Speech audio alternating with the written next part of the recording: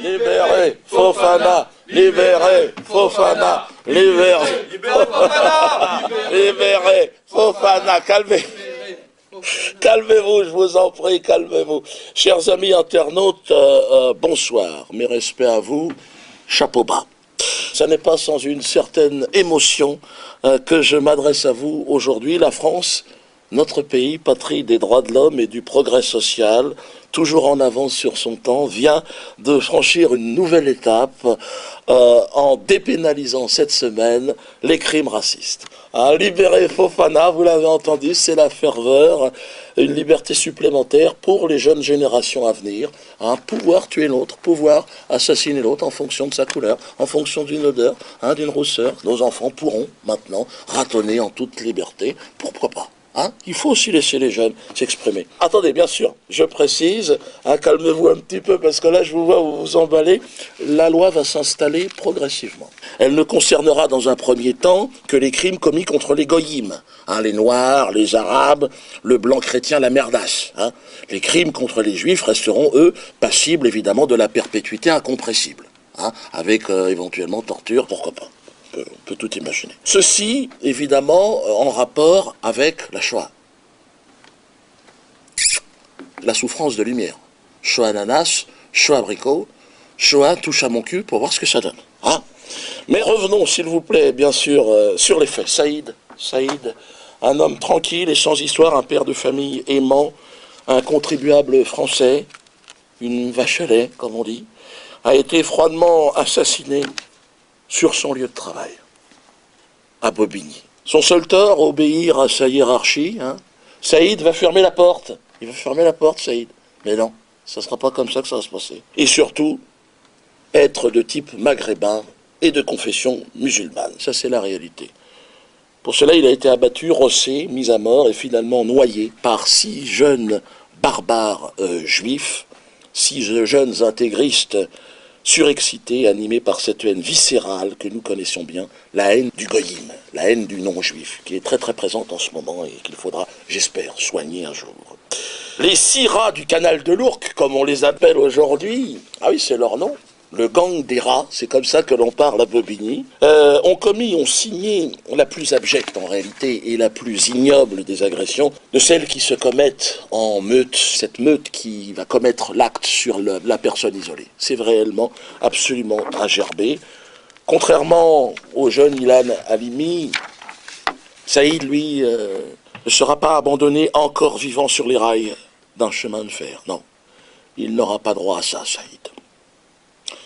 Saïd n'aura pas droit à cette chance qu'a eu Ilan d'être accueilli et de mourir quand même dans les bras fraternels des secouristes. Non, Saïd mourra seul, noyé dans l'eau glaciale du canal, sous les yeux rouges de 6 gros rats. Libérer Fofana, oui, parce qu'on ne peut tolérer le 2 poids 2 mesures, messieurs les gouvernants.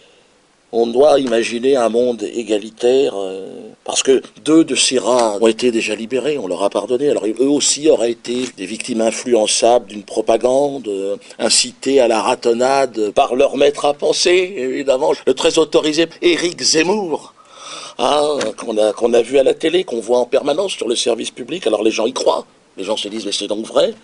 Ils ont aussi écouté la mise en garde de Thierry Lévy. Vous ne pouvez pas l'ignorer, le cyclope des Carpates, comme le surnomment ses collègues de la commandanture. Mais regardez tout de suite l'extrait de Thierry Lévy et du programme qu'il a pour les Français d'origine africaine. La ratonnade. Écoutez ces discours, écoutez-le. Ne vous réfugiez pas derrière une liberté d'expression qu'au fond vous ne respectez pas. Je trouve le procédé assez malhonnête, je vous le dis. Vous employez des mots que vous allez regretter dans un instant, mais vous vouliez la paix, on peut en sortir très facilement. Vous savez, il y a une série, il y a l'injure, et après l'injure, il y a la loi, et après la loi, il y a les coups. Et vous le savez, il y a les coups, les coups. Et vous le savez. Thierry, sacré Thierry. Nous avons entendu votre message, ne vous inquiétez pas et nous l'avons bien compris, Thierry. Des coups, les coups pour tout ce qui ne te ressemble pas. Et vous savez, le plus terrible dans cette affaire ne s'arrête pas là. Il continue avec le traitement médiatique particulièrement injurieux auquel la victime devra faire face. Un 2e assassinat. La puissance du lobby juif fera taire toute réaction politique ou médiatique. Aucune trace de compassion de la part de nos gouvernants, aucun ministre au chevet de la famille, aucun soutien par personne, hein, bien sûr. Seule l'indifférence, le cynisme et l'indécence retrouveront même leur apogée avec la déclaration de M. Bernheim, grand rabbin de mes couilles, qui va aller dans une dépêche AFP jusqu'à laisser entendre que c'est Saïd qui a commencé à proférer des insultes antisémites. Oh non, putain, salaud. Ah, Bernheim. Bernheim, un nom que je connais bien. Souvenez-vous d'ailleurs des déclarations de ce riche producteur juif, Pascal Bernheim. C'était sur la télévision suisse. Écoutez, c'était très intéressant, très instructif. Ça va tout à fait dans le sens de ce qui s'est passé aussi cette semaine. Dieudonné, non. Moi, je ne sais pas ce qu'il fait. J'aimerais bien savoir ce qu'il fait. Tout ça est flou, tout ça est ambigu et tout ça a une petite odeur. Et je pense qu'il n'est pas assez futé pour exactement manipuler les... C'est un nègre. C'est un nègre. Sacré Pascal. Il me fera toujours marrer, Pascal. Ah, bah, il est pas futé. Ah, je suis un nègre. Ah, non, mais quelque part, malheureusement, mes amis, il a pas tort. Il a pas tort.